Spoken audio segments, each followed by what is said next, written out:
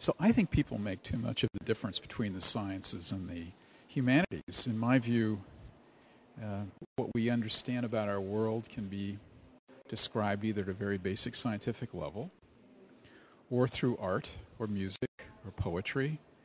And in the end, it's just what the brain does. It's the way the brain works that allows us to enjoy these things. I mean, scientists, I know, really love art. And artists often are really intrigued by the sciences. So it's just the way your brain works. If you feel very good writing a play, it's your brain. If you feel good sculpting a piece of art, it's your brain. If you feel really good writing a scientific paper or doing research, it's your brain. It's all the same. So at UCSD, we're just about ready to start a center for empathy and compassion. So you think of empathy as very much a property of human spirit, of caring for other humans, of really caring about other humans. And you don't really associate it too much with science. But of course, there's the brain basis of empathy and compassion. And we're trying to explore that and understand it.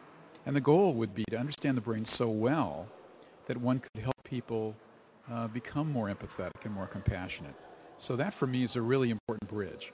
Imagine studying the brain so well, learning so much about how it works, that I could become more aware of the need another person has for help. So I think it's going to be exciting.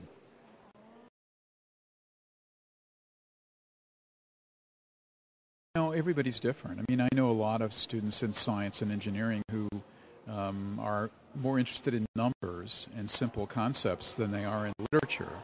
But a lot of them are very talented speakers and writers. And so I don't think I would separate the people who are interested in humanities from the sciences in any artificial way. I think I'd say they have different talents and they have different needs, and they do some things better than others. I mean, we all end up doing the thing we like to do, and the thing we like to do is often the thing we do well. So I think if you like science, great deal. If you like humanities, great deal. But always think of yourself as a fully human being, living your life in both the scientific domain and also the domain of the humanities and social sciences. I think that's what we have to keep in mind.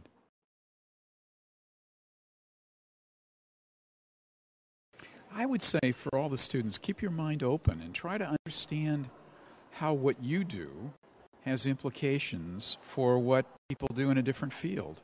Read in the different fields. So if you're a biochemist, read poetry, play music.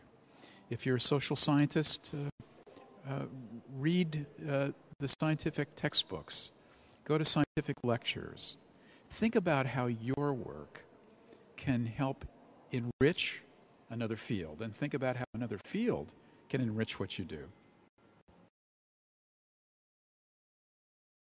Well, my view is this, that we're all endowed with a brain that's eager to learn, eager to interact with other brains, and that we need to encourage those patterns of thought that create generosity of spirit, understanding, empathy, compassion, and that if we do that, we'll become real people of the world, not just scientists or engineers or artists or musicians or sociologists or lawyers, but people of the world.